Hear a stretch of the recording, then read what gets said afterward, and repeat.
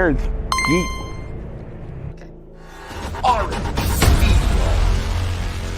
Rain, making it rain, making it rain, making it rain. Check it. Check it, nerds.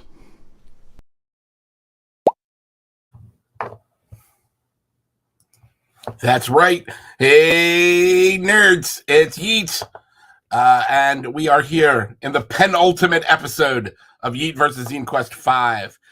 Today is a special episode dedicated to trash. We have some exciting guests. We have a couple of games to talk about. But before we do any of that, let's do the numbers. Kobold has wares if you have coin. Well, what are them numbers? All right, February the 23rd, we got 7 new projects, which is great because last Tuesday, just 2 days ago, since then we've picked up a whole bunch of new projects. Our total spend in this time is $139 exactamundo, directly on the barrelhead, as it were, bringing us to $13.55 and 6 cents. 6 cents because of the exchange rate of the euro. But those 7 projects we have, we now have are up to 15 from the UK, but 8 from associated or other European Union countries. We're up to 8 PDFs. So those are projects that some of them only were available as PDFs, and other ones where it was like, oh, you know, we'll give them some money. I'm into that. But a couple of new projects, two new projects that I want to tell you about right now. If I can get them going. Oh man, there it is. There. Oh man, it's worth the wait. We got Broken and Sleeping Hearts. This is a system-neutral TTRP adventure. There's actually 2 of them, and the thing that caught our eye about the project is this really cool style for the adventure. There's this like cool map that you can see all in one go, and then the story is framed around it. Very cool. From Cloud Curio. The other game that we backed today that we're really into is Viva la Queer Bar. Viva la Queer Bar. And this is in both English and Deutsch. So this one's from Berlin, Germany. And I don't remember ever backing a German product on Kickstarter before. So, or not on Kickstarter in general, but like on ZineQuest. And this is made by a group that has a lot of experience running queer bars in Germany, and so they made a role-playing game, a storytelling role-playing game for you to experience that. How cool is that?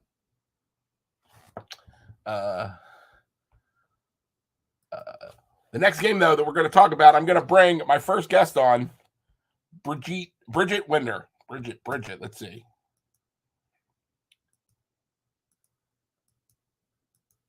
Adding, it's Bridget, right? No. I'm here. There you go. I am. And my name is Bridget. You got it correct. Bridget, I only know that because I've whispered in my ear by a mutual friend, because I would definitely have called you Brigitte.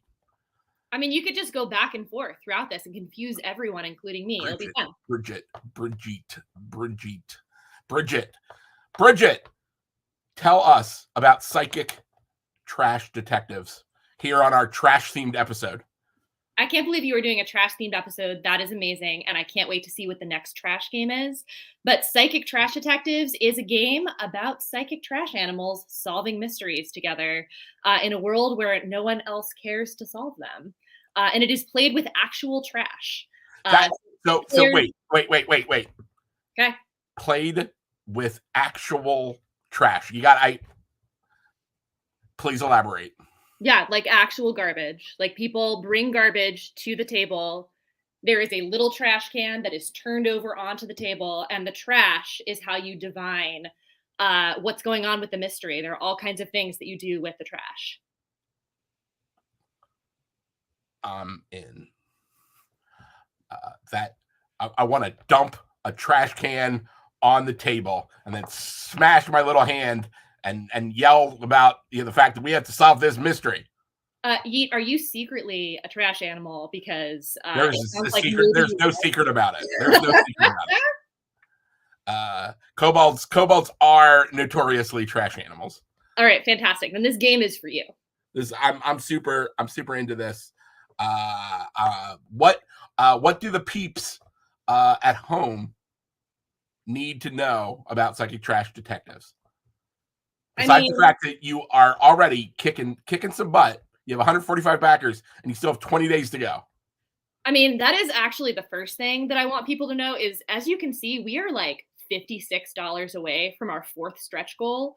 So if people watching tip us, that would be amazing because it's going to make the book so good. Like our $5,000 stretch goal is to add additional fiction and art into this book. So it is like a full-on book of experience taking place in this world. But about the game, yeah. So please tip us over. That would be the most amazing thing ever if we hit 5,000. Tip it over like the trash can. Exactly, like the trash can.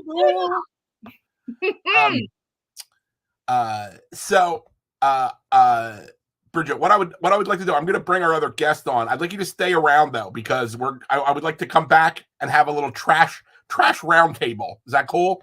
That sounds amazing. Awesome. So I'm gonna take you off the stream, but we'll be right back. I'm gonna add to the stream Scott Slater from Arbitrio. How's it going, Yeet? Oh, it's going, my dude. It's going. Excellent. I know that you currently have two projects going. That is true. Yep, one of them is trash gential, and one of them is mystery adjacent. It's true. It's a nice little axis. So let's talk Arbitrio's Black Bag. Yes. So yeah, this is mystery adjacent, and Black Bag could be something that you put trash into. So although in this particular, we are on theme. Completely on theme. I love it. Yeah, so this is a game. Black Bag, of course, is like sort of Black Bag spy operations. This is a game where Mission Impossible meets Everything Everywhere All at Once. You are spies that are going around in sort of a multiverse, trying to do missions, trying to pull heists. If your cover gets blown, what was that show? There was a show where it was like two universes next to each other, and they were spying on each other. Counterpart, and it was Counterpart. Awesome. I loved Counterpart. Hard to go back to though, now that they kind of had a pandemic in there, and I was like, maybe it's a little too close to home. A little too close to the home. Yeah. So Black Bag is this sounds super cool. It's like a little alternate universe spying. Is it the serious? It can be somewhat serious, but typically whenever I play a game, it goes a little gonzo. We built it on the polymorph engine, which you may be aware of. May be a little aware of polymorph. Yeah, we sort of developed this in parallel with the other game that we're talking about, and the other game that we have up, which is Pigeons 11. Pigeons 11. Pigeons 11 is the game that we're collaborating with 9th Level Games on. And this is a game where you're birds and you're doing crimes. Be birds. Do trash for trash food, as well as other shiny objects if you want to try to heist those. But those aren't as important as trash food. I really can't wait to get this to the table outside of a playtest and be like, hey, I just want to be a magpie who only cares about the shiny. And you can keep all the food, but I need that shiny. Bring it. I think I'll be a grackle just so that I can distract everybody. Have we ever had the conversation that the grackle is my spirit companion? We have had that conversation. That's why I brought it up. Okay. The grackle is definitely it's like if a crow was like, hey, I don't want to be known for being spooky. I don't want to be known for being intelligent. I just want to be a bad neighbor. Yep. So good. Like the opposite of that Robert Frost poem. Grackles make bad neighbors. Bad fences. By Robert Frost. Yeah. So in Pigeons 11, this is a classic spot. There's a classic heist. Yep. But you are actual pigeons. Yes, you are actual pigeons, and you are in a human world, pulling crimes in the human world, but it follows the rules of an old cartoon called Chicken Boo, which was on the Animaniacs. This is my favorite role. Chicken Boo rules is that the humans don't know that you're a bird until your cover gets blown, and then everybody knows you're a bird. So good. So good. For the young ones out there that are watching this, Chicken Boo was a cartoon where a chicken would be dressed as a person and just doing a thing. And then someone would be like, don't you realize he's a chicken? And then everything would go insane. But up until that point, Chicken Boo was like holding down a 9 to 5. Yeah, I relate deeply to Chicken Boo. That seems real. So let's go back and talk about Black Bag for a second. This is Arba Trio's third Zine Quest. Third Zine Quest, yeah. Yeah. And I can get all of those zines through this one. You can get all of those zines through that one, as well as the one through Pigeons 11. You can get them on either one. Look at that. So Look at that. It's like we thought about it ahead of time. It's true. So if you're thinking that the multiverse and spies is a little bit more your flavor, you can get all of our previous zine plus Black Bag. But if you feel more like you are a bird that is going to do crimes, you could go for Pigeons 11. I love it. Or back both. Or just get them all. Get them all. Yeah. So now I want to transition to our trash roundtable. Let's Okay. bring back the talented Bridget Scott, Bridget Scott. Hello. Hello, trash friend. Hello, trash ally. Trash lie. This is why I want to talk. This is my final piece to talk about the idea and the theme of trash. I'm gonna switch over to a different big screen. Oop, not that one. Oop, not that one. Oop, still not working. All right. Got to do it manually. I believe in you. Do it with the special tech powers. We're gonna switch back and we're gonna come back in a second. All right. Now, I told Scott prior to this that I was going to yell at Scott. Do you guys know why I'm going to yell at Scott? All right. I need you to watch the screen closely as we share a new screen, hopefully, with this captivating television. Oh. All right. So here's a game called Graveyard of the Gods that I just found today. And along with it, we got 1, 2, 3, 4, 5. We got the Terrible Tome. We got the Adventurer's Guide to Political Lobbying. We got Lamp Black. We got compatible with your favorite RPG, the Dungeon Delve. We got the Blasphemous Temple of Yargolith. And one second. Oh, Yeet. Talk amongst yourselves.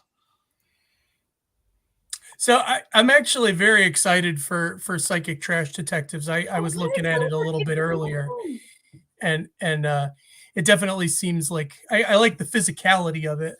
Like that's very cool. It's so fun. And I was so happy and amused to see those games launch on the same day, Pigeons 11 and Psychic Trash Detectives. It's like there is something trashy in the water. In the air. Yes. Trash. It's a little sheen. One of my personal idols, of course, is Oscar the Grouch, the king of all trash. All right. Now, Now we got Black Bag up here. Why am I going to yell at you, Scott? I don't know why you're going to yell at me. But See, it's all giving them me a little bit of games, all those anxiety. games we just saw, I found today. I look on the ZineQuest every day, and I don't see it. I didn't see them, and I don't see Black Bag because you don't have the tag. The tag? Just this tabletop game. It doesn't say ZineQuest. Oh my gosh. That You got. I accept the yelling. You accept, of course you do, because I'm yelling for you. This is for you. No, this is like Aikido. I roll it off of my hip. For everybody at home, right? Bridget, this is your first ZineQuest. It is my first ZineQuest, yeah. This is Scott's third ZineQuest. You have to tell the Kickstarters that you are doing ZineQuest so they can give you the tag. Because otherwise, when you push this magic button that says, "Oh, great Kickstarter, show me the zines that I want to back," they will not find you. That is very sound advice, Yeet, and I thank you for that. Is that something that I can do now, or have I already messed it up to the point You where can do it now. All right. And, Well, and, I'm and Scott, definitely... you have a special ability here because the first thing you can do is you can just send an email to games@Kickstarter, or you could hit up our mutual friend Nicole Amato, who does games at Kickstarter, and tell her that you are dumb. Be like, I'm a dummy. I accept my punishment. Please fix my mistake. It won't be my first apology email to Nicole even this week.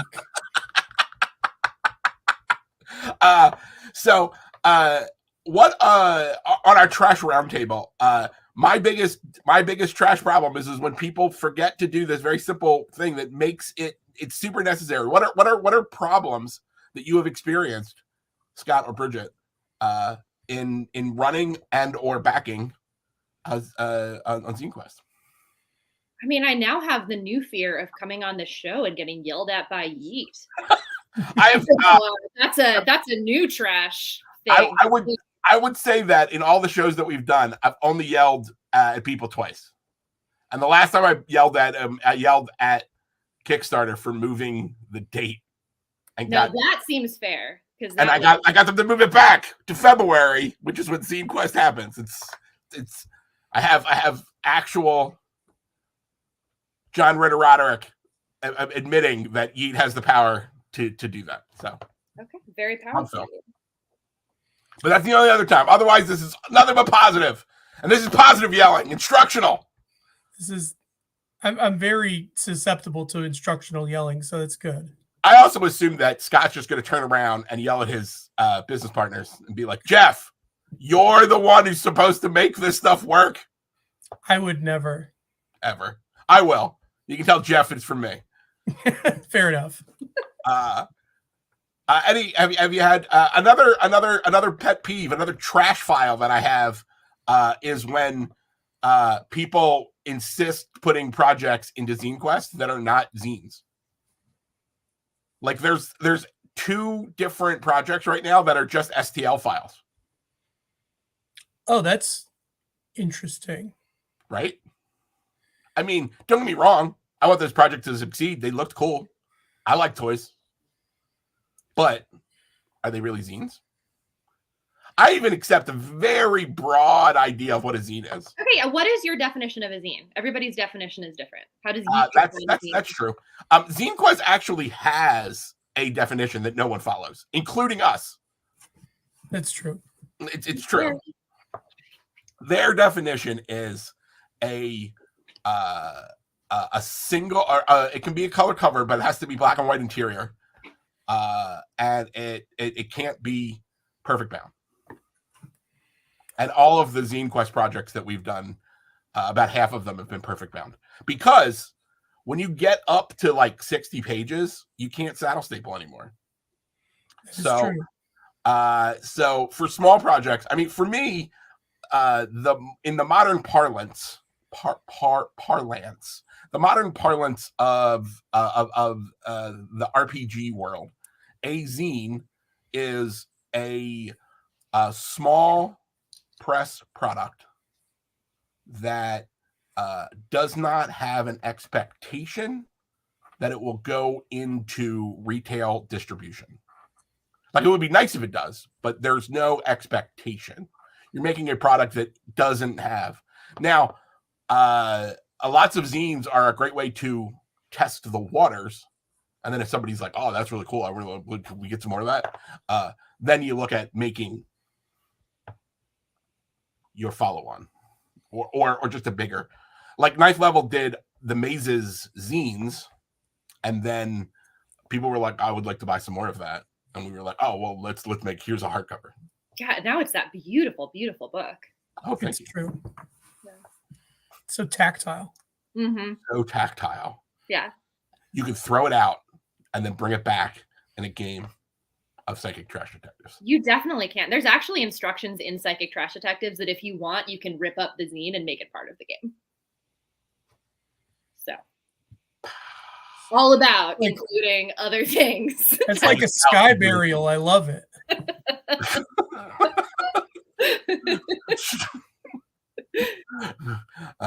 Okay. We are dangerously close. Is there would you have any last trash comments?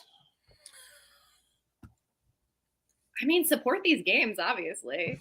Yeah. Get out there, friends. Support these games. Just like Brigitte has said, Brigato. And Scott, it's always a pleasure to see you. Everyone, just to let you know, ZineQuest ends next Tuesday, and the final episode of Zine versus ZineQuest 5th season is Tuesday. Okay, so support the games now. Hey, some of the games will still be running, but ZineQuest itself ends, and the ability to use the magic button ends next Tuesday. Consider yourself given a sense of urgency. Mm-hmm. Consider yourselves warned. London, England. That's a deep cut. That's a deep cut, people. All right. Yeet out. All right. Well, great talking trash with you, Scott. Yeah, I'm not one